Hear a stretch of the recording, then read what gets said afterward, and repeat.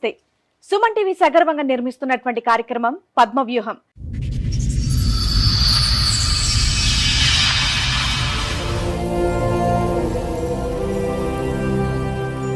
అయిపోయేదాకా ఉండాలి కదా. 7th మంత్ ప్రెగ్నెన్సీ టైంలో ఇంత ఎమోషనల్ గా ఇంత టీవీ ఛానల్స్ లో కూర్చొని నన్ను ఇంట్లో నుంచి నెట్టేశారు. వాళ్ళు ఇంట్లో నుంచి నెట్టకపోతే నువ్వు ఆ హెరాస్మెంట్ భరిస్తూనే ఉండేదానివి.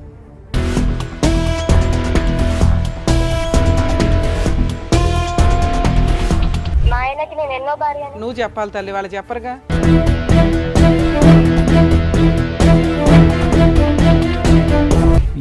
ఏం అడుగుతావు? మీరు ఎలా అడుగుతున్నారు? అమ్మాయిని రమ్మని చెప్పి మీ ఇంటికి మళ్ళీ మానభంగం చేశాడు మా మామ అని చెప్తాడు. రెడీయా మీరు ఆ కేసు ఫేస్ చేయడానికి?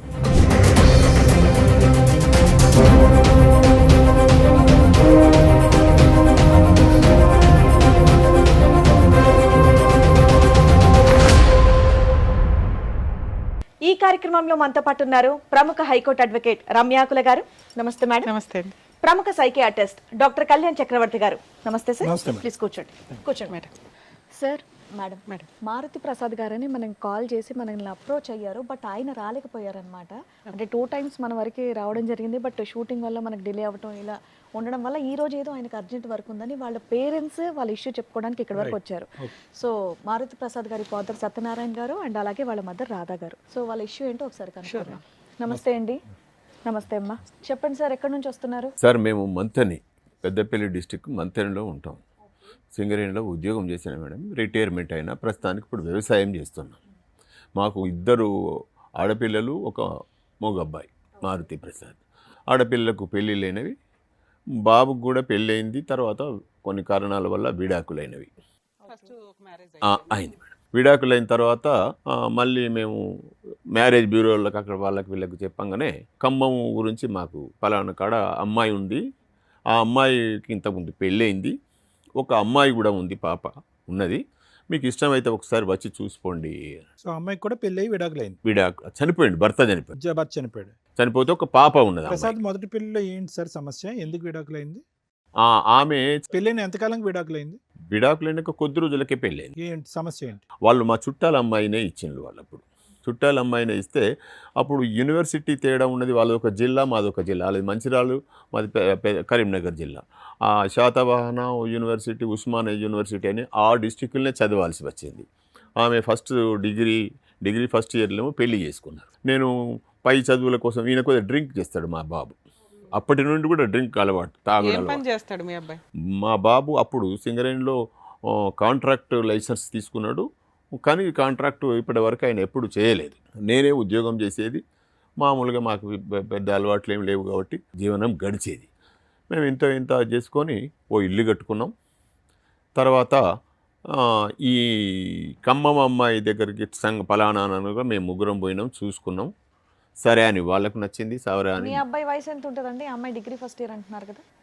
ఇప్పుడు 33 సంవత్సరాలు, 34. టైంకి అప్పుడు 20 సంవత్సరాలు. 13 ఏళ్ళు అయిందా మీ అబ్బాయికి పెళ్ళి? రెండో పెళ్లికి 20 సంవత్సరాలు అయితే మరి ఫస్ట్ మ్యారేజ్ ఎన్ని సంవత్సరాలు అప్పుడు చేశారు? అదే మేడం, 20 సంవత్సరాలు అప్పుడు చేసినాం. అప్పుడు ఫస్ట్ మ్యారేజ్ 20 సంవత్సరాలు. రెండో మ్యారేజ్ ఎన్ని సంవత్సరాలకి? రెండో మ్యారేజ్ 4 సంవత్సరాలు. రైట్. మధ్యలో ఒక అమ్మాయిని లవ్ చేసినాడు. మళ్ళీ మధ్యలో ఫస్ట్ పెళ్లి అయిపోయిన తర్వాత మరి ఆ అమ్మాయి ఏమైంది? ఆ అమ్మాయి వాళ్ళ ఫాదర్కి ఉద్యోగం అంటే వాళ్ళ ముగ్గురు ఆడపిల్లలు, వాళ్ళ ముగ్గురు అక్క చెల్లెళ్ళు అయితే ఈయనకు ఉద్యోగం ఇస్తా అని చెప్పి కొంతమంది, లేదు ఇంకో అల్లునికి ఉద్యోగం ఇవ్వాలని ఈ డిస్కస్లో గొడవ అయ్యి లవ్ ఫెయిల్యూర్ అయిపోయిన తర్వాత ఖమ్మం అమ్మాయి దగ్గర. మీరు మొదటి పెళ్లి నుంచి ఇప్పటి వరకు మీ అబ్బాయి తాగుతూనే ఉన్నాడా? తాగుడు మధ్యలో బంద్ చేయలేదు సార్. బంద్ చేయలేదు అంటే తాగుతూనే ఉంటాడు మామూలుగా. ఏ పని చెయ్యడు, తాగుతాడు, తండ్రి సంపాదన మీద బతుకుతున్నాడు. ఒక అమ్మాయి కాకపోతే ఒక అమ్మాయి, ఒక అమ్మాయి కాకపోతే ఒక అమ్మాయి. ఇవి మాత్రం వాస్తవాలు నిజాయితీగా ఒప్పుకుంటున్నారు. కొంచెం నిజంగా మా అబ్బాయి కదా దాచి పెడదాం అనేటువంటి దాచి పెడితే ఇప్పుడు నేను మళ్ళీ మీ దగ్గర చెప్పుకో న్యాయం అడగాలి సార్. మా వ్యసనం ఉందనేది పరిష్కారం మిమ్మల్ని అడగాలి. నేను ఏ వయసు నుంచి ఉందండి? 20 సంవత్సరాలకే మొదటి పెళ్లి అన్నారు కదా, అప్పటి నుంచే తాగుతున్నారు? అప్పటి నుండి తాగుతారు మేడం. అంతకు ముందు నుండి. ఏం చదువుకున్నాడు మీ అబ్బాయి? మా అబ్బాయి 10వ తరగతి పాస్ కావడానికి నానా తప్పలబడి 10వ తరగతి పాస్ చేయించను. ఇది ల్యాబ్ టెక్నీషియన్ ఇంటర్మీడియట్ అది చేస్తే వెళ్ళలేదు. ఇక అప్పటి నుండి ఆయన అలవాట్లు ఆయనకు, మా అలవాట్లు నేను ఉద్యోగం చేసుకోవాలని ఇప్పుడు మీకు నేను కష్టం మీ అబ్బాయితోట మీ కోడలతోట? ఇప్పుడు వచ్చింది మొదటి నుంచి మా అబ్బాయితోని, ఇవ్వాలని మాత్రం మా కోడలతోని. ఓకే, అంత వన్ డేలో ఏం ట్విస్ట్ జరిగింది? సరే 3 ఇయర్స్ బ్యాక్ పెళ్లి దగ్గర నుంచి చెప్పండి ఏమైంది? అయితే ఏమి ఖమ్మం పోయి చూసి వచ్చిన తర్వాత 3 లక్షల రూపాయల కట్నం మాట్లాడుకున్నాం.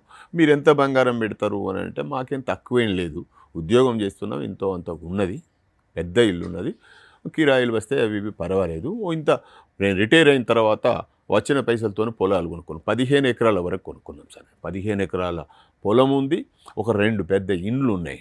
ఇదంతా మీ కష్టార్జితం. మంత్రిలో ఒకటి ఉన్నది, గోదావరి. ఇదంతా నేను సంపాదించుకున్నాను సార్. మా అమ్మ నాన్న మా తల్లిదండ్రి ఆస్తి కూడా నేను తీసుకోలేదు. మా బ్రదర్స్కు వాళ్ళు కొంత తీసుకున్నారు, కొంత వాళ్ళ దగ్గర ఉన్నది కూడా గంతట్నే ఉండేవాళ్ళు. అయిన తర్వాత మేము ఈ అమ్మాయిని పెళ్లి చేసుకునేటప్పుడు మీరు ఎంత పెడతారంటే, పర్వాలేదా ఎంత అడిగినంటే వాళ్ళు 6 తులాలు మేము అడిగిళ్ళు. 6 కాదు, ఇంకో తులం ఎక్కువైనా పర్వాలేదు, మా ఇంట్లోనే ఉంటుంది కదా అని చెప్పి 8 తులాలు ఏమో పెట్టినాం.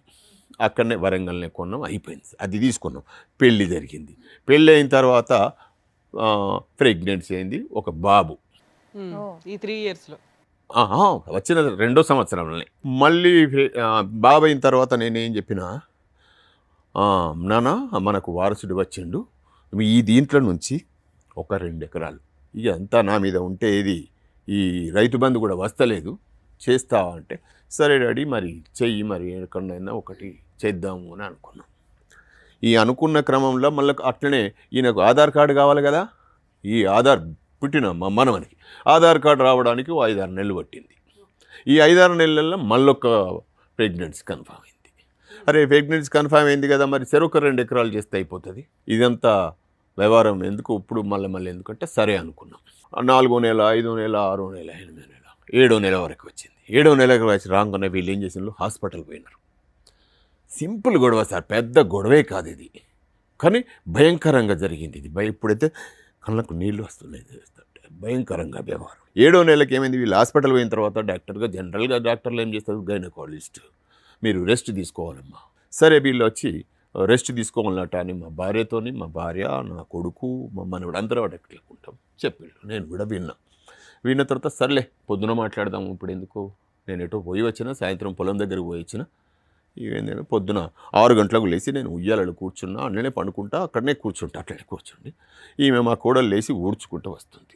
రాత్రి అన్నమాట నాకు గుర్తున్నది, నేను సాయంత్రం అన్నది, నేను రెస్ట్ తీసుకోవాలన్నారు కదమ్మా, నువ్వు ఊడవకు, అత్తమ్మే ఊడుస్తుంది, వంట చేస్తుంది, మీ రూమ్లోకి పంపిస్తుంది, నువ్వు పని చేయొద్దు. ఎందుకు అంటే కొద్దిగా వ్యంగ్యంగానే మాట్లాడినాయి. ఎందుకు మాట్లాడాల్సి వచ్చింది అంటే, అసలు మా ఇంట్లో పని ఏమి లేదు, ఇల్లు ఊడవడమే పని, ఇంకో పని ఏం లేదు. బయట పాపం ఆమె చేస్తుంది, వంట చేసుకొని తింటాం. ఇక బయటి పనులన్నీ నేనే చేస్తాను, కూరగాయలు తెచ్చుడు కానీ, పొలం దగ్గర పోవుడు కానీ, ఇతరత్ర బయటి పనులన్నీ నేనే చేస్తాను. ఇక మా బాబు కూడా ఇంట్లోనే ఉంటాడు, ఆయన ఏం పని చేయడు, ఎవ్వరేం పని చేయరు ఇంట్లో. ఒకరిని నేను బయట పనులు చేస్తా, ఈమెమో ఇంట్లో పని ప్లస్ వంట చేస్తాను. టీ పెట్టింది ఈమె, టీ నాకు అందరికి టీ తాగుతాను, నువ్వు పని చేయొద్దన్న కదా, మళ్ళీ ఎందుకు చేస్తున్నావు అని ఎవరన్నారు? నేను మీ కోడల్ని? నా కోడల్ని. మా కొడుకు ఇటు కూర్చున్నాడు, మా మనవడు ఇక్కడ ఉన్నాడు, మా భార్య అక్కడ ఉన్నది. టీ కప్పు కూడా సర్దవద్దన్నారా డాక్టర్? వాళ్ళు అనలేదు, నేను అంటున్నా, మీరు అంత కేరింగ్గా ఊడు వద్దన్నా. కొద్దిగా కోపం వచ్చింది నాకు, అసలు మన ఇంట్లో పని ఏముందమ్మా, అసలు పనే లేదు, నేను నువ్వు అప్పుడే నచ్చు కదా, నాకేం పని లేదు అని ఇంటెన్షన్ నాది. మన ఇంట్లో పని లేదు కదా, మేము రెస్ట్ సార్ అంటే అయిపోయేది. అనగానే ఆమెకు కళ్ళకు నీళ్ళు వచ్చినాయి, ఏడుస్తున్నది. అవును, మరి మామగారు కోడల్ని వ్యంగ్యంగా అంటే డెఫినెట్గా ఏడుస్తా. అరే ఏడిచేమంటది, నేను మా అమ్మకు ఫోన్ చేస్తా ఉన్నది. సరే చెయ్యమ్మా, ఫోన్ ఇయ్యరా నాన్న అని మా కొడుకుతో చెప్పిన, వాడు ఫోన్ ఇచ్చాడు. లేదు ఆమె ఫోన్తోనే చేస్తా అన్నది, ఆమె నీ ఫోన్తోనే చేసుకోవాలి. ఫోన్ మాట్లాడంగా వాళ్ళ అమ్మ సర్ది చెప్తాంది. ఏందే ఇంత పొద్దున లొల్లి, ఏదో కలుపుకొని పోవాలి, ఏదన్నా ఉంటే సర్దుకొని పోవాలి, నువ్వు అట్లా ఉన్న మనిషివి, ఇప్పుడు అనవసరమైనటువంటి ఇదే తతంగం ఎందుకు చేస్తాను చెప్పి మీ కోడలికి సర్ది చెప్పింది, వాళ్ళ సర్ది చెప్తాంది మా అయ్యపురాలు. చెప్పిన తర్వాత ఇక అయిపోయిన తర్వాత వీళ్ళ అన్న మంచంలోకి లేచి వచ్చిండో లేకపోతే వాడు ఎక్కడో 6 గంటలకి కదా, ఆయన అక్కడి నుంచి వచ్చి కొడుకుల సంగతి చూస్తా, వాడు ఏమంటాను నువ్వు ఒకసారి పోలీస్ స్టేషన్కి పో, పోలీస్ స్టేషన్లో కంప్లైంట్ చేయి, వాళ్ళ రాలకూడదాం, వాళ్ళని ఏం చేయాలనో అది చెప్పిస్తా. ఇక్కడ ఏంటి అంత సీనే ఉంది, ఇక్కడ లేదు సార్. అక్కడ నుంచి ఫోన్లో ఈమె ఏడుస్తున్నది కాబట్టి అక్కడ ఏమనిపించిందో ఆయన, ఏదో జరిగి ఇప్పుడు ఈ కళ్ళ ముంగట కనబడితేనేమో ఏం కనబడ ఈమె ఫోన్లో ఏడుస్తున్నది. సరే వాళ్ళిద్దరు రిలేషన్ ఎలా ఉండిందండి మొగుడు పిల్లలది? అప్పటి వరకు బాగానే ఉన్నారు, గొడవలు లాంటివి గొడవలు లాంటివి లేవు. సో మీ మధ్య కూడా ఎటువంటి డిస్టర్బెన్సెస్ ఎక్కడ ఏమీ లేదు. ఒక ఇల్లు అత్త మామయ్య కోడలు అందరూ మంచిగా వ్యంగ్యంగా అనాల్సిన అవసరం ఏమొచ్చిందండి మీకు? నీకు అసలు పని ఎక్కడిది నీకు అసలు ఆయన ఎట్లా సరే చెప్పిండు, ఆవిడేదో నువ్వేం ఊసిందే చెప్తున్నావు? అనుకోండి, మీరు నువ్వెందుకు కూల్గానే చెప్పి- చెప్పొచ్చు కదా. అంటే ఇంత అవుతుంది అనుకోలేదు మేడం నేను. ఎంత పెద్ద రాదాంతం ఇక్కడ దాకా వస్తుంది, సంవత్సరం గడుస్తుంది, ఇదంతా ఇంత పెద్ద ఇష్యూ అవుతుంది అనుకోలేదు. తర్వాత ఏమైంది? జరిగింది అనగానే ఏమేం చేసింది, వెళ్ళిపోతుంది. నువ్వు పోలీస్ స్టేషన్ పోతా బయటికి నడువు అని చెప్పి నాకు కోపం వచ్చింది. మా అల్లుడు వాళ్ళ అన్నగాడు తిట్టంగానే నాకు కూడా కోపం వచ్చింది, బీపీ అయింది. నువ్వు పోలీస్ స్టేషన్ దాకా నడువు అని చెప్పి 20 సార్లు అన్నాను. 20 సార్లు అనగానే ఏమై పోలీస్ స్టేషన్ పోయింది. మా మనవడు ఇంట్లో ఉన్నాడు, అందరూ ఇక్కడ ఉన్నాడు. మీరు 20 సార్లు అన్నారు నడువు అని. నడువు అవతల నడువు, నువ్వు నన్ను మనాల్సిన మాట కాదు కదా ఇది, ఏమంది? వాళ్ళ అన్నమాట. వాళ్ళ అన్న మాటతోటి వాళ్ళ అన్న మీద అనాలి కదా మీరు. నువ్వు నడువు అని చెప్పి Seventh ఈమె month వచ్చి pregnant అన్నది, అప్పటికి ఆ అమ్మాయి. ఈమె వచ్చేమన్నది నన్ను ఊకుంచింది. ఊకుంస్తే నా మెదడు ఊకోలేదు. ఊకుంటూ పక్క దగ్గర అది పోని, ఎక్కడ కాకపోతుందో ఏం చేస్తుందో చేయని, ఏదన్నా చేసుకొని పో, నన్ను అంత మాట అనాల్సిన అవసరం అంటే లేదు. వాళ్ళ అన్న ఒక్క నిమిషం గురుగారు, వాళ్ళ అన్న మాట కోపం వచ్చిందా? ఈ అమ్మాయి ఈ మాత్రం ఇష్యూకి ఫోన్ ఎత్తి వాళ్ళ వాళ్ళ అమ్మ కంప్లైంట్ చేయటం? వాళ్ళ అన్న మాటకే కోపం వచ్చింది. సరే, రావడం ఈమె ఏం అనలేదు వచ్చి ఈమె ఏం అనలేదు. ఎల్లనే భాషతో బూతులు తిట్టారంట. ఈమె ఏమనలేదు నన్ను, ఈమె ఏమీ అనలేదు, అదే కాదు మా ఇప్పుడు కొడుకు ఏమనలేదు. నా పాయింట్ అర్థం కాలేదు మీకు. నేను అనేది ఏంటంటే, ఈ అమ్మాయి ఈ మాత్రం అంశానికి ఫోన్ ఎత్తి వాళ్ళకి చెప్పకుండా ఉంటే అక్కడి గొడవ నుంచి స్టార్ట్ కూడా ఈ అయ్యేది గొడవ అయ్యేది కాదు. సుఖంగా సంతోషంగా ఉన్న ఇంట్లో అయిపోయింది. ఏదో మా మామ ఏదో హెరాస్ చేస్తున్నట్టుగా అని చెప్పేటప్పటికి వాళ్ళు చూడనటువంటి సన్నివేశాన్ని వాళ్ళు ఊహించుకుని ఇక్కడ ఏదో రాత్రి రంపాలు పెడుతున్నారని చెప్పి పోలీస్ స్టేషన్ అని మాట ఎత్తాడు. అది కోపం వచ్చి మీరు ఒకసారి అన్నారంటే 10 సార్లు. ఇప్పుడు ఏం చేస్తారు వీళ్ళు, కొడుకుల సంగతి చూద్దాం, బొగ్గుద్దా కొడతాం, నువ్వు నడువు కంప్లైంట్ చేసిరా పోనీ. నెక్స్ట్ ఏమైంది? తర్వాత 1 year లో అక్కడే ఏమైంది? అయిపోయిన తర్వాత ఈమె పోయింది పోలీసు పోగానే. అప్పటికి పోయేటప్పుడు ఏమన్నది అడ్డం వచ్చి, ఊకో నువ్వు ఎందుకు మాట్లాడుతావు, రామ్మ లోపలికి రా అని చెప్పి ఈమె పిలిచింది. సార్ పోనీ ఎందుకు వచ్చేస్తావు, అక్కడ పోతే జరిగేది ఏంది, మనం చేసే తప్పేంటిది, అయ్యేది అవుతుంది బా, ఘనకార్యం ఏంది పోయింది. మా బాబు వీళ్ళందరూ ఎవ్వరేం మాట్లాడలేదు. ఈమె చక్కగా పోలీస్ స్టేషన్ పోయి పోలీస్ స్టేషన్లో కంప్లైంట్ చేసిన తర్వాత ఎస్ఐ గారు నాకు ఫోన్ చేసి, ఈమె చెప్పింది కదా మా మావయ్య నన్ను ఇట్లా ఎల్లగొట్టిండు అని. ఎస్ఐ గారు పిలవంగానే పోయిన పోలీస్ స్టేషన్కు. పోయిన తర్వాత ఏంటి సత్యనారాయణ ఏం జరిగింది అంటే, సరిగో ఇది జరిగింది అంటే, ఈమె ఏదో చెప్తున్నాను, వెళ్ళగొట్టిళ్ళు అది చేసింది ఇది చేసిందంటే, సరేనమ్మా ఇప్పుడు పరిస్థితి ఏంటిది, నువ్వు రా, అయిపోయింది కదా, పొరపాటు గరపాటు జరిగిపోయింది రా అంటే, నేను రాను నేను పోతా అన్నది. అప్పటికే వాళ్ళ అన్నకు ఒక బిడ్డ పుట్టి ఒక 15-20 రోజులు అవుతుంది. ఈమె చూడలేదు, మేమే పోయి చూసి వచ్చినాం. ఎందుకంటే ఈమె ప్రెగ్నెంట్ ఏదో 6 నెలలు 7 నెలలు అట్లా ఇప్పుడు పోవద్దు అనే దాని మీద ఈమె పోలేదు. ఆ ఆలోచన కూడా ఉండవచ్చు, పోయి రాని అని నేను అనుకున్నా, మేము అందరం అనుకున్నాం అదేమాట. ఈమె డబ్బులు ఏమన్నా ఈ సత్యనారాయణ ఆయనకు మరి డబ్బులు ఏమన్నా ఇవన్న వల్ల ఒక 500 నోటు తీసుకున్నాను. 500 సరిపోతుంది అంటే, కమ్మమే కదా సార్, 500 ఘనకార్యమేం కాదు అని 500 ఇచ్చిన. మరి ఈమె బట్టలు అవి ఇవి కావాలి కదా, మీ మనవన్ని కూడా తీసుకుపోవాలి కదా అని వల్ల ఒక కానిస్టేబుల్ వచ్చిండు, మా ఇంటి దగ్గర వచ్చిండు, బట్టలు మా మనవన్ని ఓ బ్యాగ్ పట్టుకొని వెళ్ళిపోయింది. వద్దమ్మా అని చెప్పినాం, వినలే.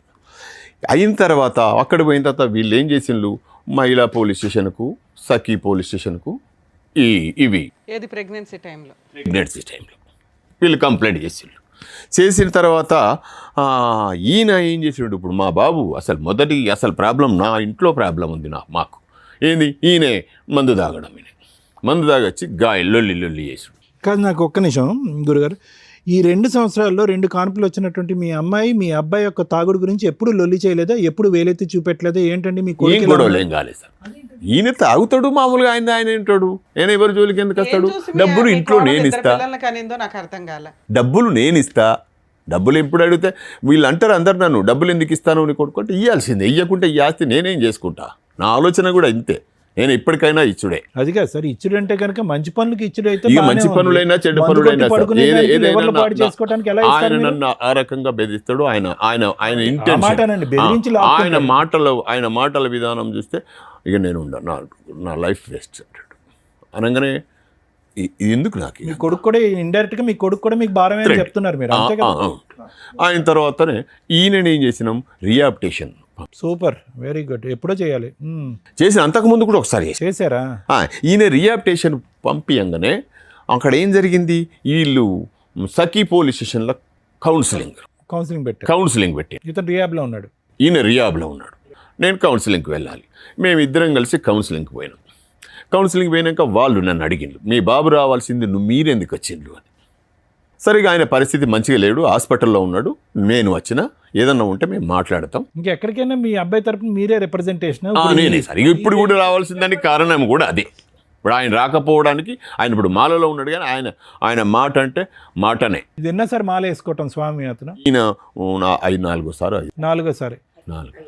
ఆ 4-5 సార్లే తాగుడు ఆపటం ఈ 15-20 సంవత్సరాలు అంతేగా. హనుమాన్ మాల వేస్తాడు, మాల వేసుకున్నప్పుడు తాగడు కదమ్మా, మిగతా టైం అంతా దుర్గమాత మాల వేస్తాడు. చెప్పండి, మీరు చెప్పింది బాగుంది. ఇవన్నీ కౌన్సిలింగ్ కి మీరు వెళ్ళారు. మేమిద్దరం వెళ్ళిన తర్వాత ఇక వాళ్ళు మన మాట ఎందుకు చేస్తారు అంతగా, వాళ్ళు లేదు మీరు ఆయనే రావాలి అది అంటే, సరేనమ్మా మీరు ఎట్లా అనుకుంటే అట్లా, మీకు నష్టం అయితే జరుగుతుంది, మీకే జరుగుతుంది నష్టం, ఇబ్బంది పడతారు, అటువంటిది కానిచ్చుకోకండి, ఇప్పటికైనా మంచిదే రండి. ఆయన ఎక్కడున్నాడు అంటే వాళ్ళకి చెప్పారా? ఆయన ఎక్కడున్నాడు అంటే ఆయనకి రియాబ్లో పోయింది అన్న విషయం వాళ్ళకు కూడా అర్థమైంది. నేను మాత్రమే హాస్పిటల్లో ఉన్నాడు అన్న, వాళ్ళకు రిహాబిలిటేషన్లో ఉన్నా అన్న విషయం వాళ్ళకి అర్థమైంది. అర్థమైన తర్వాత ఇక వాళ్ళు సరేలే ఇక మీరు అట్లా కాదు, మేము పోలీస్ స్టేషన్కే పంపిస్తాం, మీరు కేసులు అక్కడికే రండి అన్నాడు. సరే ఇంకొకసారి తీసుకొని వస్తే అవకాశం ఇవ్వండి మేడం అని చెప్పి వాళ్ళని కూడా అన్నా. సరే వాళ్ళు ఏం చేసి ఇంకోసారి అవకాశం ఇచ్చిండ్రు. ఇంకోసారి ఈయనని తీసుకువచ్చి ఈయనతో మళ్ళీ పోయినాక కూడా మళ్ళీ పోలే, ఇంకోసారి అవకాశం ఇచ్చిండు. ఎప్పుడు 28వ తారీఖు జనవరి 28 తారీఖు పోయేసరికి అంతకు క్రితమే ఒక 2 సంవత్సరాల క్రితం మా చిన్న బిడ్డకును మా చిన్నల్లునికి గొడవలైనాయి. 2 సంవత్సరాల క్రితం, దానికి 2 సంవత్సరాల క్రితం వీళ్ళు గొడవై, మా బిడ్డ వేరే ఉంటుంది, మా బిడ్డకు 2 ఆడపిల్లలు, ఒక మనవరాలేమో అల్లుని దగ్గర ఉంటుంది, ఒక మనవరాలు మా బిడ్డ దగ్గర ఉంటుంది, వీళ్ళు వేరు ఉంటారు. ఈ క్రమంలో 28 తారీఖు వెళ్ళాల్సింది ఉన్నది. ఈ క్రమంలో మా అల్లుడు అంటే మా చెల్లె కొడుకే ఇచ్చిన సంబంధం, ఆయన మా చెల్లె కొడుకే. వీళ్ళు ఏం చేసిండు, మా అల్లుడు మా కోడలు ఇద్దరు కలుసుకున్నారంటే ఈయన ఆమెకు ఫోన్ చేసిందా, ఆమె ఈయనకు ఫోన్ చేసిందా? ఫోన్ చేసిన తర్వాత ప్లాన్ వేసిండు. ఏంటిది ప్లాను? వాడిని రావుల సత్యనారాయణ అనేటువంటి నిన్నుంచి కాదమ్మా, వాడిని అంచుడంటే ఎవ్వరి నుంచి కాదు, నేను చెప్తాను విను, నువ్వు ఒక్కసారి రా, మా ఊరికి రా మంతెనకు అని చెప్పి మంతెనకు పిలిపించుకున్నాడు వీడు. ఎవడు? మా అల్లుడు. చెల్లే నేను నీకు ఒక మాట చెప్తా విను, ఈ పద్ధతి ప్రకారం చేస్తే వాడిని తలకాయ తెల్లవారి వాడు ఊరు పెట్టుకోవాలన్నాడు చౌరస్తాలు పోయి. నేను ఆ పని చేస్తా, నేను చెప్పినట్టు విను అని. మా చుట్టాలే సార్ అందరు, మా ఊళ్ళో అందరూ మా చుట్టాలు, మా మామలు, తాతలు, బావలు, బామర్దులు అందరూ ఉంటారు. ఈ అందరి ఇళ్ళకు వీడు మా కూడలు తీసుకొని పోయిండు. ప్రెగ్నెంట్తో ఉన్నది పాప ఇంత. అందరికి దండం పెట్టి మా మావ నన్ను గుంజిండు, మా మావ రమ్మంటాడు, మా అత్తమ్మ కూడా మా మావ బెడ్రూమ్లోకి పోమంటుంది, మా భర్త కూడా మా డాడీ దగ్గరికి పో. మీకు ఒకసారి వీడియో పెట్టిన సార్, చూసిండ్రు అనుకుంటా మీరు, పెట్టినారా మీరు? అయితే ఇవన్నీ చెప్పుకుంటా ఊరందరికి చెప్పేసింది. ఈ ఊరందరూ ఒక్కడికి జమ అయిండ్లు. ఏది ఫిబ్రవరి 9 తారీఖు అనుకుంటుంది. పెళ్ళిళ్ళు ఉన్నాయి. మేము 17 తారీఖు 13 తారీఖు ఒక అమ్మం పోవాల్సింది, 2 రోజుల ముందే మేమే వస్తాము అని చెప్పి మా మతరావు చేసి వాళ్ళు వచ్చింది. ఈమె ఒక పెళ్ళికి పోయింది, మా కొడుకో పెళ్ళికి పోదామని రెడీ అయ్యిండు. నేను పొలం దగ్గర ఉన్నా. నాకు పొలం దగ్గరికి ఫోన్ చేసిండు, నువ్వు రా, మీ ఇయ్యప్పుడు నువ్వు ఇయ్యపురాళ్ళు అది బండేసి కారు వేసుకొని వచ్చిండ్లు, అందరు జమైండ్లు, ఈ చింత చెట్టు కాడికి వస్తే పంచాయతీ. సరే నేను వస్తానే, చిన్న పని ఉన్నది, ఈ వీళ్ళకు ఈ వర్కర్ల కూలీలకు పని చెప్పి నేను ఒక పావు గంట అరగంటలో వస్తా అన్న. నేను అరగంటలో వచ్చే వరకు వీళ్ళంతా నాకు అర్థమైపోయింది, సీన్ అంత ఉల్టా పల్టా అయిపోయింది. నా మీద ఇంత దుర్మార్గునివా అనే మాటలు గుసగుసలు నాకు వినబడతాయి. అనగానే నేనేం చేయాలి? మీ అమ్మాయి ఎక్కడ ఉంది వాళ్ళ పాపతోటి? వదిలేసి వచ్చిన అమ్మాయి తెలిసి వస్తాయి కనుక బ్రహ్మదేవుడి మీద ఒట్టు, నేను తాగుడు ఆపేస్తానని చెప్పి శపథం చేయాలి. కానీ ఇక్కడికి వచ్చిన తర్వాత మీరు మీ ద్వారా ఏమన్నా మాకు మంచి జరిగితే సంతోషపడతాం సార్. ఇలా మీరు ఇక్కడికి వస్తున్నట్టు తెలుసా అమ్మాయికి? తెలీదు. ఇంతకు ముందు తెలుసు, ఇంతకుముందు ఫోన్ చేసింది, అమ్మాయికి కూడా ఫోన్ చేసింది. హలో ఎవరండి? హలో మౌనిక గారండి మాట్లాడేది? అవునండి. నేను సుమన్ టీవీ పద్మవ్యూహం ప్రోగ్రామ్ నుంచి శ్రీవాణిని మాట్లాడుతున్నాను. చెప్పండి. ఇక్కడ అడ్వకేట్ రమ్య గారు మీతో మాట్లాడతారు, ఒక నిమిషం మాట్లాడండి. మేడం నేను పాపని తీసుకొని హాస్పిటల్లో ఉన్నాను, నేను తర్వాత కాల్ చేస్తాను మేడం. నానా పర్లేదమ్మా, ఒక్క నిమిషం తల్లి, మీ మావయ్య గారు వీళ్ళు వచ్చారు. ఏంటి అసలు ఆయన ఆయన మీద ఒక ఎలిగేషన్ ఒకటి సీరియస్ గా నడుస్తుంది, ఏం జరిగింది నాన్న? అవును, తను చేసిందే నేను చెప్పాను మేడం. మా మామ నన్ను సెక్సువల్ గా చాలా ఇబ్బంది పెడుతున్నాడు. ఎంతంటే అంత ఘోరంగా ఇబ్బంది చేస్తున్నారు. నాన్న ఆ విషయం మీద మీరు కంప్లైంట్ ఇవ్వకుండా ఎందుకు భరించారమ్మా అప్పటిదాకా, లాస్ట్ మినిట్ దాకా?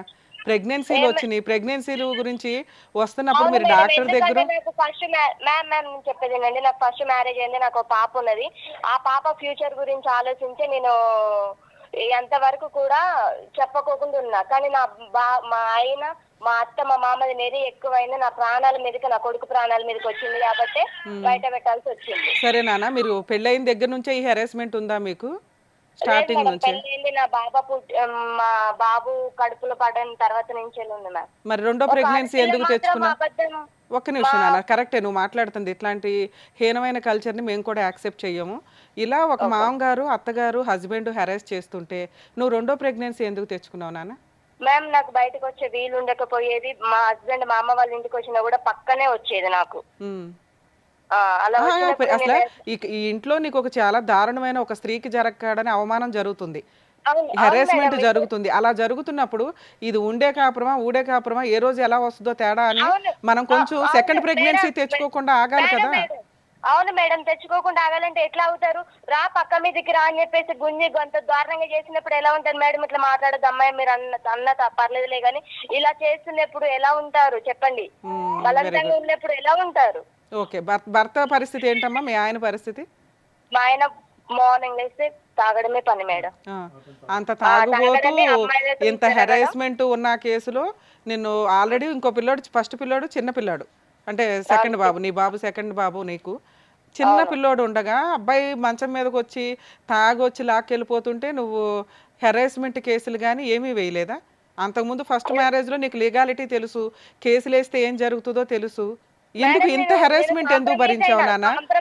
ఎందుకు భరించానంటే నేను కాంప్రమైజ్ అయ్యా జీవితంగా మేడం. మరి కాంప్రమైజ్ ఆ డెలివరీలు అయిపోయేదాకా ఉండాలి కదా. 7th మంత్ ప్రెగ్నెన్సీ టైంలో ఇంత ఎమోషనల్ గా ఇంత టీవీ ఛానల్స్ లో కూర్చొని మామ నన్ను ఇంట్లో నుంచి వెళ్ళి నెట్టేశారు. నన్ను ఇంట్లో నుంచి వాళ్ళు ఇంట్లో నుంచి నెట్టకపోతే నువ్వు హెరాస్మెంట్ భరిస్తూనే ఉండేదానివి.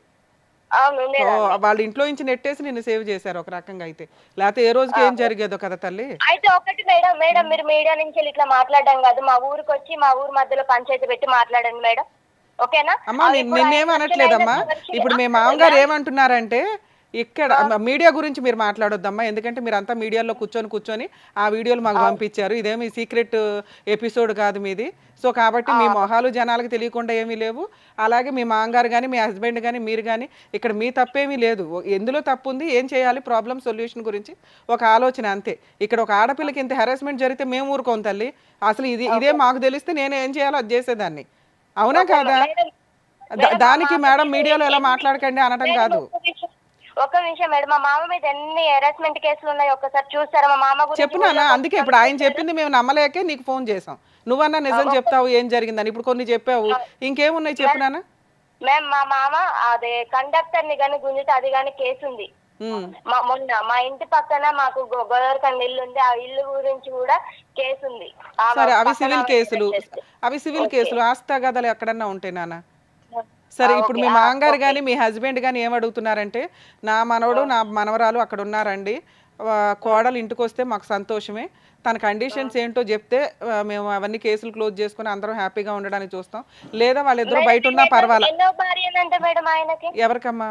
మా ఆయనకి నేను ఎన్నో భార్య. నువ్వు చెప్పాలి తల్లి, వాళ్ళు చెప్పరుగా మేడం. నేను మా ఆయనకి మీరు అడగాలిగా మేడం, అసలు అమ్మాయి అరే మీ మామగారు చెప్పడం ఒక మ్యారేజ్ అయ్యింది, ఆ డైవర్స్ తర్వాత ఎవరినో లవ్ చేశాడు, తర్వాత నీది లవ్ అయితే మ్యారేజ్ అవ్వలేదు కదమ్మా, మీది సెకండ్ మ్యారేజ్ అని చెప్పారు. మీరు చెప్పండి. లేదు మేడం, అమ్మాయితో కూడా మ్యారేజ్ అయింది, అమ్మాయితో కూడా డైవర్స్ అయినా. ఫస్ట్ అమ్మాయిని పెద్ద మనుషులలో కూర్చోబెట్టారు, నాకు ఆ కాగితాలు చూపేలే. తర్వాతకి అమ్మాయిది ఎంగేజ్మెంట్ వరకు వచ్చిన తర్వాత వాళ్ళ ఈయన తాగుడు, ఈయన ఎంగేజ్మెంట్ లో గురించి తెలిసి అది క్యాన్సిల్ అయిపోయింది. అది చెప్పారులేమ్మా, చెప్పారు. తర్వాత మంచి అమ్మాయి కోసం అని ఖమ్మం నుంచి మీ సంబంధం వస్తే, ఆ పిల్లలున్నా పర్లేదు, మంచి అమ్మాయి అబ్బాయిని అర్థం చేసుకొని ఉంటది, ప్రాపర్టీస్ ఉన్నాయి కదా, కాస్త కుటుంబం కంటిన్యూ అవుతుందని వాళ్ళు కొంచెం మంచి మనసుతో నీ దాకా వచ్చారండి. 3 అమ్మాయి వరకు ఎందుకు వచ్చింది? ఇద్దరు అమ్మాయిలు కూడా మా మామ హెరాస్మెంట్ ఉంటేనే వెళ్ళారు. మీరు మా ఊర్లో ఎంక్వైరీ చేసుకున్నా పర్లేదు మేడం. వాళ్ళు చెప్తారా నాన్న? వాళ్ళు ఎవరైనా చెప్తారా? ఫస్ట్ అమ్మాయి కానీ సెకండ్ అమ్మాయి కానీ మేడం నాకు ఎట్లా టచ్ లో ఉంటారు, వాళ్ళ లైఫ్ వాళ్ళు చూసుకున్నారు. మరి వాళ్ళకి నువ్వు అంత పెళ్లి- పెద్ద పెళ్లి లేదు. ఎలిగేషన్స్ వేసేయకూడదు కదా తల్లి. ఇక్కడ మేము కలపడానికి ఏమన్నా ఆప్షన్ ఉందా అని మేము వెతుకుతున్నాం. మీరు ఆల్రెడీ త్రూ అడ్వకేట్ ద్వారా ఒకసారి అడిగారంట కదమ్మా, ఫుల్ అండ్ ఫైనల్ సెటిల్మెంట్ కలిసి ఉండడానికి నాకు రెడీయేనండి అని. మేడం ఒక్కటి చెప్పనా మేడం, అమ్మా మా ఆయన వచ్చాడా మేడం? ఆయన మాల్లో ఉన్నాడు తల్లి, మాలలో ఉన్నాడు ఆయన. ఓకే, మాలలో ఉన్నారు. అసలు నా భార్య నా పిల్లలు అని చెప్పేసి కొంచెమైనా ఉందా ఆయనకి? నాన్న ఇప్పుడు ఆయనే వస్తాడు, ఆయన కౌన్సిలింగ్ ఇస్తాం. నీకు ఒక మాట అడుగుతున్నాను వినండి. మీరు 2 ఏకర్స్ పిల్లలకి 2 ఏకర్స్ 4 ఏకర్స్, ఒక్క నిమిషం తల్లి, ఇంతసేపు మాట్లాడడం.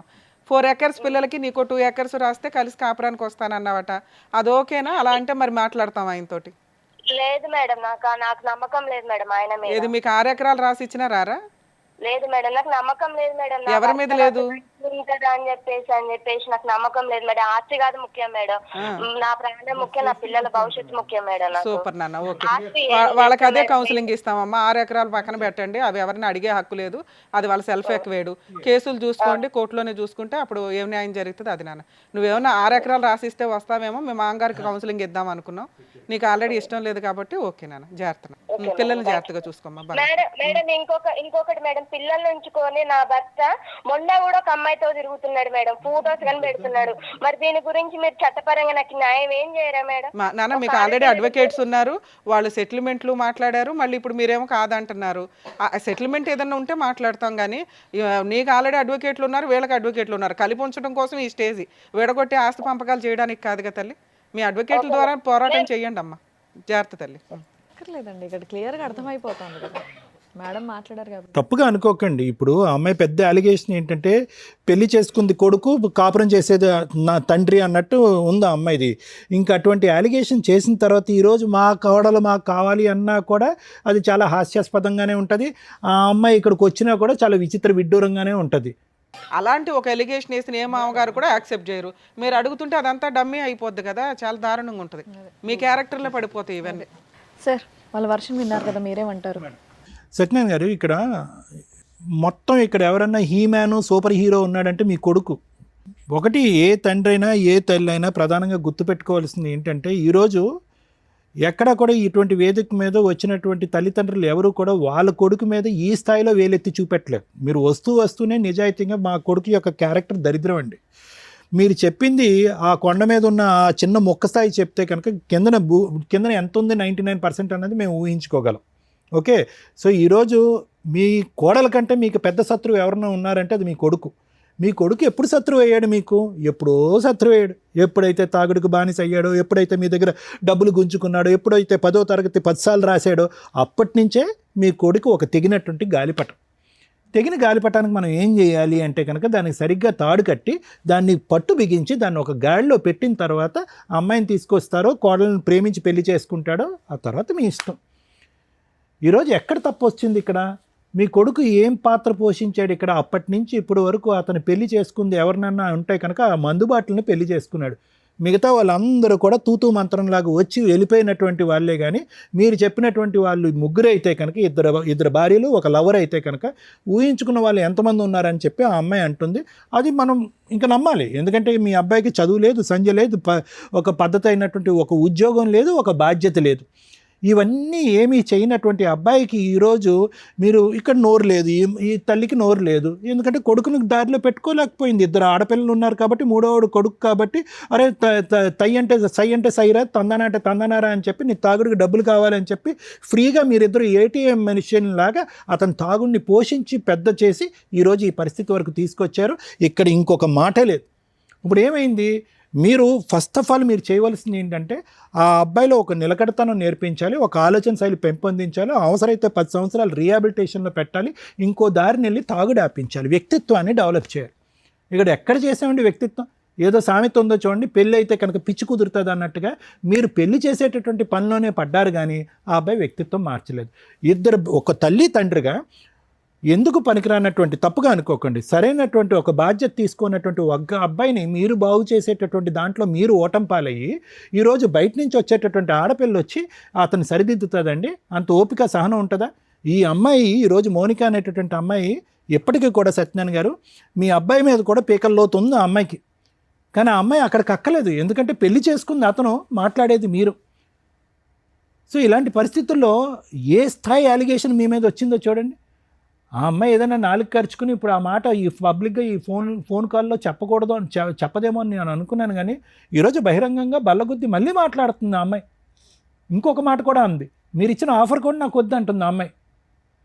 ఈరోజు మీరేమన్నారు సార్, అక్కడో 2 ఎకరాలు ఇక్కడో 2 ఎకరాలు, ఆ అమ్మాయికి 2 ఎకరాలు అడుగుతుంది కాబట్టి నేను ఆ అమ్మాయికి ఇవ్వను, కానీ మనోళ్ళు మనోరాళ్ళ వరకు ఇస్తానండి, వచ్చి కాపురం చేయమనండి, ఇంట్లో హ్యాపీగా సంతోషంగా చూడాలని మీరు అనుకుంటున్నారు. కానీ ఆ అమ్మాయి ఇప్పటికీ కూడా తన యొక్క ఇంటిగ్రిటీ థ్రెట్, తన యొక్క వ్యక్తిత్వం మీద ఉండేటటువంటి గురి, లేదంటే తన యొక్క ప్రాణాల మీదకు ఉండేటటువంటి భయంతో ఈరోజు మీరు వచ్చేటటువంటి ఆఫర్ కాదు 6 ఎకరాలు కాదు కదా, మొత్తం 15 ఎకరాలు వచ్చినా కూడా నాకు వద్దు, నాకు అక్కడ సేఫ్టీ లేదని చెప్పి ఆ అమ్మాయి మాట మీద ఆ అమ్మాయి చాలా నిలకడగానే ఉంది.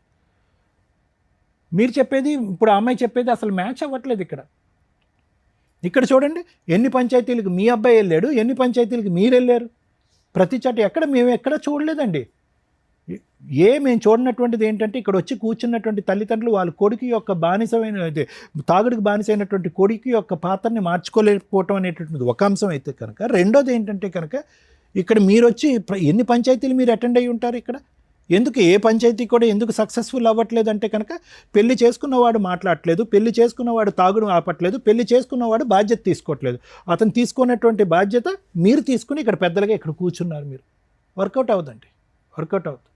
ఇది ఎప్పుడో నువ్వు ఆ అమ్మాయి కేసులు పెట్టినప్పుడు అవునా అంటే ఇక్కడ అన్నిటికంటే బాధ కలిగేది ఏంటంటే కనుక మౌనిక ఎందుకు ఇలా డబుల్ రోల్ ప్లే చేస్తుందో నాకు అర్థం కావట్లేదు. ఆ అమ్మాయి మాటలో స్పీడ్ కనిపిస్తుంది. ఆబ్వియస్లీ తను పడినటువంటి క్షోభ మీరు పడింది. ఈరోజు ఆ అమ్మాయి ఆ మాట అంటే కనుక మీరు అగ్గిలం మీద గుగ్గిలం అవ్వాలి. ఏంటి మీ క్యారెక్టర్ ఇక్కడ పబ్లిక్లో అసాసినేట్ అవుతుంది. మీ క్యారెక్టర్ అంటే చాలాసార్లు నా క్యారెక్టర్ అసాసినేట్ అయ్యింది కాబట్టి ఈరోజు కొత్తగా నాకు అనిపించట్లేదని మీరు అనొచ్చు. కానీ ఈరోజు ఆ అమ్మాయి డబ్బులకి ఆశపడట్లేదు, సేఫ్టీ చూసుకుంటుంది. రెండోది ఏంటంటే పద్ధతిగా ఆ అబ్బాయి మారలేదండి, ఇప్పటికి కూడా తాగుతున్నాడు, వేరే స్త్రీతో కూడా తిరుగుతున్నాడు అనేటటువంటి అంశం ఉంటుంది.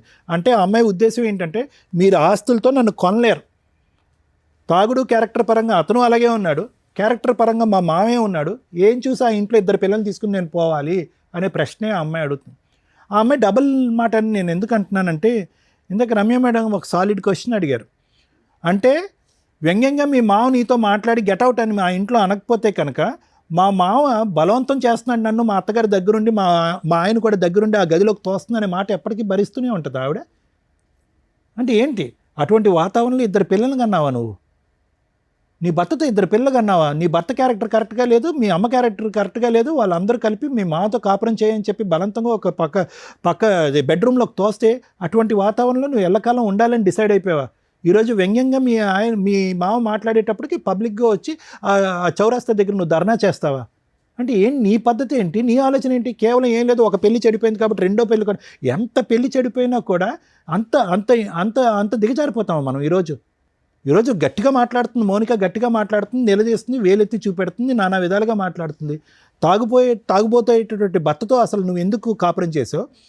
ఒక వాతావరణంలో మామ యొక్క క్యారెక్టర్ బాగాలేకపోతే కనుక అటువంటి వాతావరణంలో 2 పిల్లల్ని ఎందుకు కన్నావు? ఈరోజు మామ గెటౌట్ అనేంత వరకు మామ వైపు ఏలెత్తి ఎందుకు చూడలేదు? అంటే 10 సంవత్సరాల తర్వాత మామ గెటౌట్ అంటే కనుక 10 సంవత్సరాల పాటు ఇదే వాతావరణంలో నువ్వు ఉండేదానివా?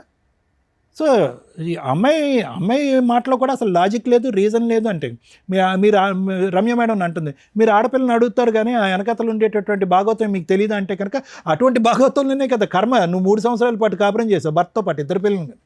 ఈరోజు అమ్మాయి యొక్క మనం చిన్న చూపు చేసి చూడట్లేదు. కానీ ఇటువంటి అట్మాస్ఫియర్లో ఈరోజు మళ్ళీ కాంప్రమైజ్ అండి, మళ్ళీ వాళ్ళు కలిసి ఉంటారండి అని చెప్పి అడగటం అనేది హాస్యాస్పదం. ఇక్కడ నెంబర్ 1 మీ అబ్బాయి యొక్క క్యారెక్టర్ బాగాలేదు, నెంబర్ 2 మీ అబ్బాయి యొక్క వ్యసనాలు అసలు బాగాలేదు, నెంబర్ 3 మీ వైపు 1 ఏళ్ళు కాదు 10 ఏళ్ళు మీ వైపు చూపెడుతున్నప్పుడు అటువంటి వాతావరణంలో ఎందుకు వచ్చే అమ్మాయి ఉంటుంది? It's not workable sir.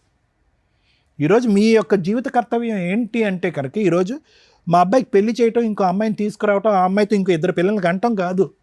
తక్షణ కర్తవ్యం, జీవిత కర్తవ్యం ఏదన్నా ఉంది అంటే కనుక మీ తల్లిదండ్రులుగా మీ ఇద్దరికి మీ అబ్బాయి కౌన్సిలింగ్ ఇవ్వండి, లేదంటే సరైనటువంటి రిహాబిలిటేషన్ సెంటర్లో పెట్టండి, డి అడిక్షన్ థెరపీ ఇవ్వండి, ట్రీట్మెంట్ ఇవ్వండి. ఆ అబ్బాయిని ఒక మనిషిగా చేయండి, ఒక వ్యక్తిగా మార్చండి. ఈరోజు ఏ దమ్ము ధైర్యంతో ఆ అబ్బాయి ఈరోజు మా భార్య తన బిడ్డను తీసుకుని ఇక్కడికి వస్తే కనుక నేను బతుకుంటాను, లేదంటే తాగి చచ్చిపోతానని. ఇప్పుడు ఆ అబ్బాయి తాగి ప్రత్యేకంగా ఏం చచ్చిపోలేదు, ఈ పాటికే ఆ అబ్బాయి లివర్ కిడ్నీ అన్నీ పాడైపోయి ఉంటాయి. పట్టుమని అతని జీవితంలో 5 నెలలు మించి అతను తాగుడు ఆపలే, నేను చెప్పగలను. అతని జీవితంలో 5 నెలల మించి ఎప్పుడైతే మాల వేసుకుంటాడో 5 సార్లు మాల వేసుకున్నప్పుడు నెల ఆపుంటాడు అంతే, అంతకు మించి ఆపలేదు. ఇక్కడ మీ బంగారం బాలేదు సార్. మీ బంగారం బాగున్నప్పుడు ఎలాగ ఆ అమ్మాయిని ఏం చూపెట్టి ఒక ఆశ చూపెట్టి ఇక్కడ రమ్మంటాం? ఇక్కడ not only protecting the marriage, ఇక్కడ పెళ్ళిని కాపాడాలా, ప్రాణాలు కాపాడాలంటే ప్రాణాలని పరువుని కాపాడాలి. ఇప్పుడు ఆ అమ్మాయి ఏ ఉద్దేశంతో ఇక్కడికి రావాలి? ఆ పెద్ద ఆవిడ ఏడుస్తుంది, కానీ ఏ ఉద్దేశంతో మనం ఈరోజు తీసుకొచ్చి ఇక్కడ పెడతాం? ఏం గ్యారంటీ ఉంది? ఎవరిస్తారు గ్యారంటీ? ఇస్తాడా మీ అబ్బాయి తాగుడు జీవితకాలంలో ఆపుతాడని? అలాంటి గ్యారంటీలు ఎన్నో ఇచ్చుంటాడు అబ్బాయి. ఇస్తాడా మీ అబ్బాయి గ్యారంటీ ఈవిడతో తప్ప వేరే ఆడదాని వైపు నేను చూడండి అని చెప్పి? మీ వ్యక్తిత్వం గురించి నేను మాట్లాడట్లేదు, కానీ మీ అమ్మాయి అంత మీ కోళ్ళ అంత ఇదిగా మీ వైపు వేలెత్తి చూపెడుతూ ఉంటే కనుక ఏం అడుగుతాం? మీరు ఎలా అడుగుతున్నారు? ఆ అమ్మాయిని రమ్మని చెప్పి మీ ఇంటికి మళ్ళీ మానభంగం చేశాడు మా మామ అని చెప్తాడు. రెడీయా మీరు ఆ కేసు ఫేస్ చేయడానికి?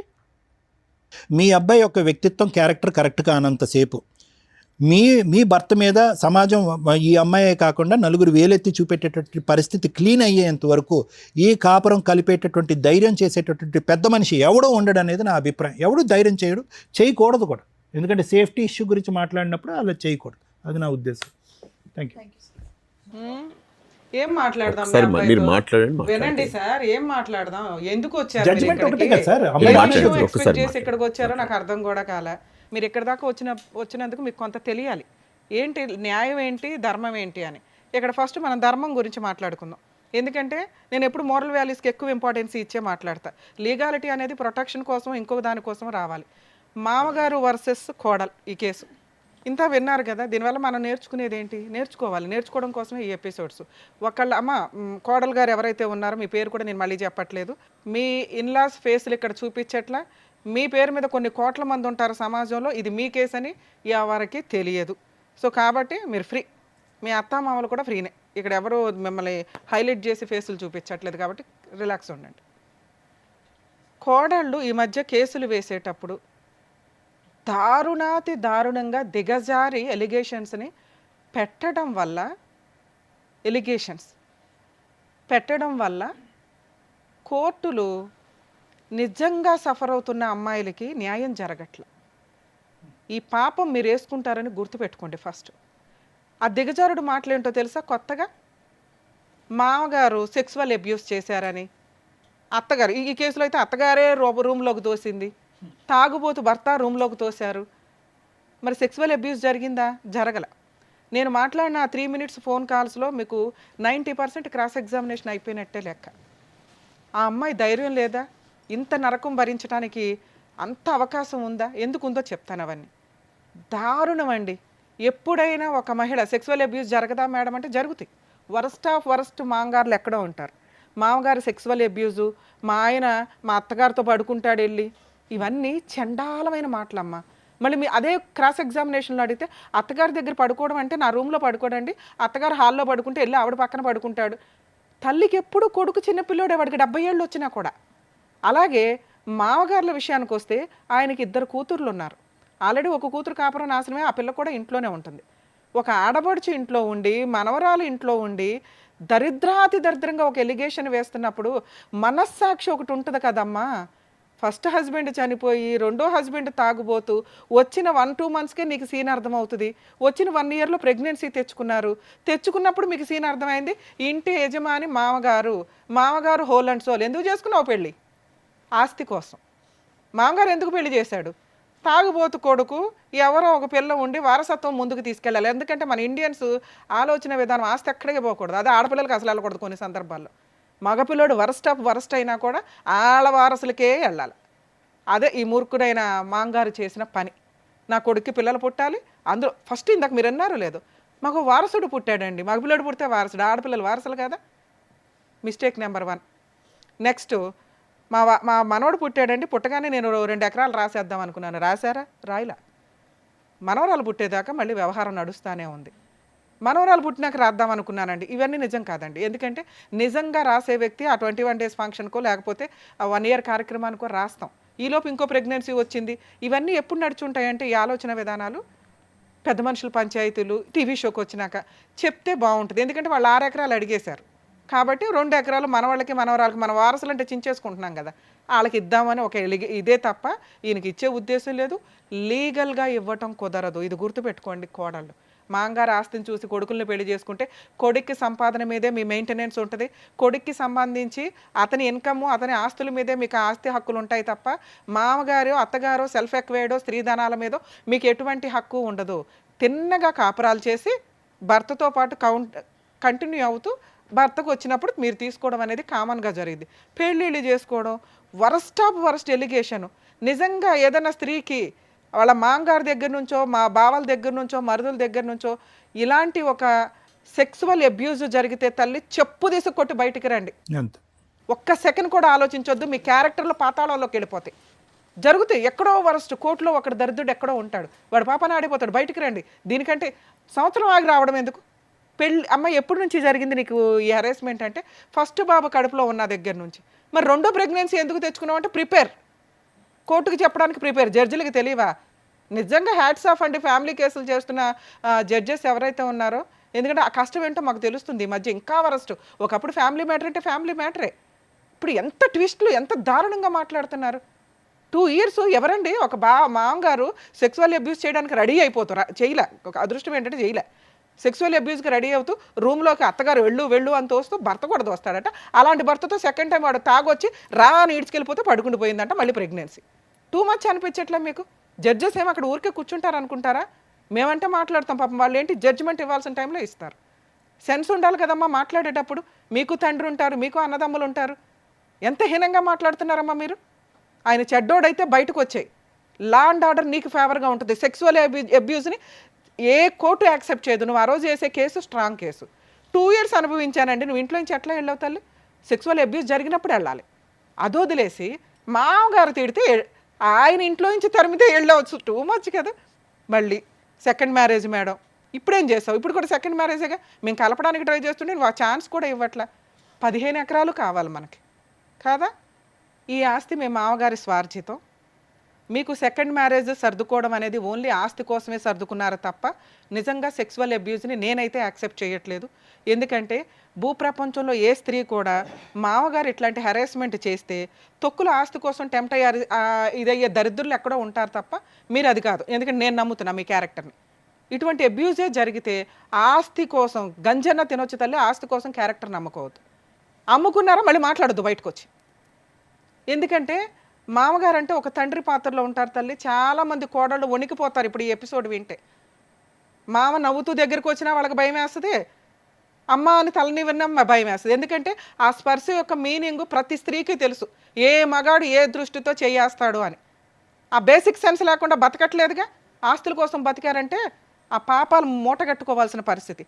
ఇప్పుడు 3 పిల్లల్ని దగ్గర పెట్టుకొని న్యాయ పోరాటం, 498 డీవీసీ మెయింటెనెన్స్, ఆస్తిలో పార్టీషన్. అలాగే తల్లి సుప్రీంకోర్టు దాకా వెళ్ళొచ్చు ఈ కేసులో. నువ్వు హ్యాపీగా నీ భర్త ఏ పని చేయడు, పనికి మాల తాగిపోతూ ఆయన దగ్గర నుంచి నీకు మెయింటెనెన్స్ కూడా అంతంత మాత్రమే.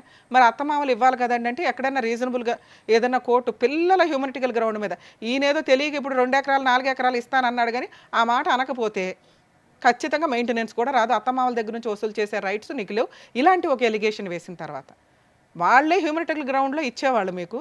మీరు ఇంత బూతు నెక్స్ట్ పెద్ద మనుషుల పంచాయతీలో ఆయన పరువు తీసేశారు. అర్థమవుతుందా? ఎందుకంటే ఆయన నిజంగా మీకు సెక్సువల్ అబ్యూజ్ చేసి ఉన్న ఈరోజు రమ్య గారు వాయిస్ రేస్ చేయలేకపోతున్నారు. మీరు 2 years దాన్ని కంటిన్యూ అవ్వడం వల్ల. మీ మామగారు ఇంట్లో నుంచి బయటికి వెళ్తే మేడం నేను వెళ్ళలేనండి, నేను కేసులు వేయలేనండి, నాకు ఎవరు సపోర్ట్ లేరండి, సెకండ్ మ్యారేజ్ కాబట్టి నిలబెట్టుకున్నానండి అన్న నువ్వు 10 ఛానల్స్ని కూర్చోపెట్టావు, నిరాహార దీక్ష చేసావు. ఈ రోజున 10 కేసులు వేసి కంటిన్యూ అవుతున్నావు. కేసులు వేయడానికి అన్నీ బాగానే ఉంటాయి తల్లి. ఒక 5 years ఫైట్ చేయండి. మీకు జరగాల్సిన న్యాయం కోర్టు ద్వారా 100% నడుస్తుంది.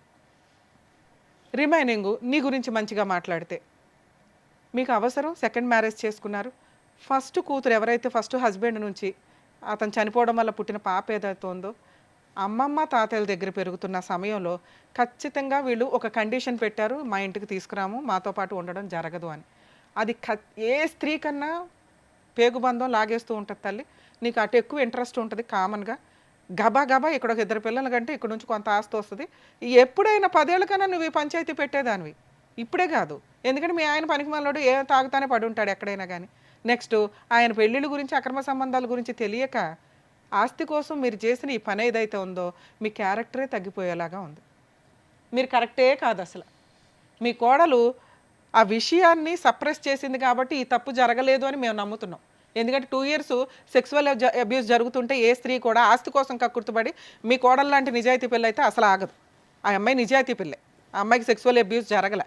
బయటకు వచ్చినప్పుడు చెప్పాల్సిన ఎలిగేషన్స్ ఉంటాయి, ఎక్కేసిన వాళ్ళు ఎవరో ఉంటారు, ఎక్కేశారు. అర్థమవుతుందా? ఎందుకంటే ఆ అమ్మాయికి తినడానికి ఉన్నా లేకపోయినా ఒక మామగారి దగ్గరకు వచ్చి ఇలాంటి ఒక పని చేస్తే పని చేయడానికి ట్రై చేసినా కూడా యాక్సెప్ట్ చేయరు. ఇలాంటి ఈయన ఇక్కడికి వచ్చి ఆ మాట మాట్లాడకూడదు, నాకు కోడలు కావాలండి అని. ఇలాంటి అమ్మాయి ముఖం కూడా చూడకూడదు ఈయన క్యారెక్టర్ ఇక్కడ ఎందుకు తగ్గిపోయిందో తెలుసా? ఈయన తప్పు చేశాడని కాదు. అలాంటి అమ్మాయిని మేడం నాకు కోడలు కావాలండి మా అబ్బాయి కోసం అన్నారు చూసారా, అక్కడ పడిపోయింది. ఒక మామగారు తండ్రి పాత్రలో ఉన్న వ్యక్తి క్యారెక్టర్ని రోడ్డు మీద టీవీ ఛానల్స్లో పంచాయతీ పెట్టి ఈరోజు మాట్లాడుతుంటే కూడా ఆ అమ్మాయి అంత ఎమోషనల్లో మాట్లాడుతున్నప్పుడు మీ పనికిమాలిన అబ్బాయి యొక్క సంసారం కోసం మీరు ఆ అమ్మాయి వస్తే చాలండి అంటే దారుణాతి దారుణం. మీరు ఆ పని చేయడానికి ఇంకా కంటిన్యూ అవ్వడమో ఇంట్రెస్ట్ చూపించడమో మీరు ఆ పని చేశారు అనేది కన్ఫర్మ్ అయిపోతుంది సార్. దయచేసి ఎక్కడా కూడా మళ్ళీ వీళ్ళిద్దరిని కలపడానికి మీరు ట్రై చేయకండి. మీ క్యారెక్టర్ మీకు ఇంపార్టెంట్ అయితే, మీకు తెలియక మీరు మాట్లాడుతున్నారు, కేసులు క్లోజ్ అయిపోతాయి, కోర్టుల చుట్టూ తిరగాల్సిన పని ఉండదు. మా అబ్బాయికి ఎవరో పిల్లలు ఉంటారు, 2 పిల్లలు అక్కడ బతుకుతున్నారు, ఆ పిల్లలు ఎక్కడ బతకాలనేది ఆవిడ డిసైడ్ చేసింది, మీరు కాదు. అర్థమవుతుంది? మీరు చిన్న విషయం అంటున్నారు కానీ అదంతా ప్లానింగ్తో జరిగిన విషయం. నిజంగా సెక్సువల్ అబ్యూజ్ ఉంటే ఆల్రెడీ ఒక కూతురు ఇంట్లో ఉంటుంది, ఒక కొడుకు పనికిమాలినోళ్ళు తయారయ్యాడు, మీ పనిష్మెంట్ మీరు పడుతున్నట్టే లెక్క. అందుకే ధర్మం మాట్లాడతాం. లా అండ్ ఆర్డర్ అనేది మన ఇండియన్ కాన్స్టిట్యూషన్స్లో వీటన్నిటిని కలుపుకొనే లీగాలిటీ సిస్టమ్ని క్రియేట్ చేయడం జరిగింది. అంత ఎవిడెన్స్ కావాలి లా ప్రకారం అని, కానీ మోరల్ వాల్యూస్ కొన్ని ఉంటాయిగా, అవి ఎవిడెన్స్ మీద జడ్జిమెంట్ మీద ఖచ్చితంగా ఎఫెక్ట్ పడతాయి. ఇక్కడ అదే జరిగింది. మీకు మీ అబ్బాయిని కాపాడుకోవడం ఎట్లా అని ట్రై చేయండి. మీరు విన్నారు కదండి, 20 ఇయర్స్ అప్పుడు స్టార్ట్ అయిందట అబ్బాయి గారి తాగుబోతుతనం. మాల వేసుకున్నప్పుడు లేకపోతే ఏదన్నా ఏ మాలలు అయితే అన్ని రకాల మాలలు వేస్తారు, మళ్ళీ ఆ మాలలు వేసినప్పుడు తాగడం, మిగతా టైం అంతా ఆన్లోనే ఉంటాడు. రీహాబిటేషన్ సెంటర్స్కి మారాలి అనుకునే వాళ్ళకి రీహాబిటేషన్ సెంటర్లు కానీ మార్చటం కోసం కాదు. ఎందుకంటే మార్చడం అనే బలవంతపు పని కొన్ని రోజులే చేయగలరు, 6 నెలల, సంవత్సరమా, 2 సంవత్సరాల. మీకు మారాలని లేనప్పుడు బయటకు వచ్చి మళ్ళీ పెడితే వాళ్ళని ఎందుకు పరుగు తీయడం? మారాలి అనుకునే వాళ్ళకే అవన్నీ. మీరు బలవంతంగా చేసే పని కొంతకాలం తాగకుండా ఉంచడానికి పనికొస్తుంది. మారండి, మాల వేసుకున్నారు, ఏం నేర్చుకుంటున్నారు?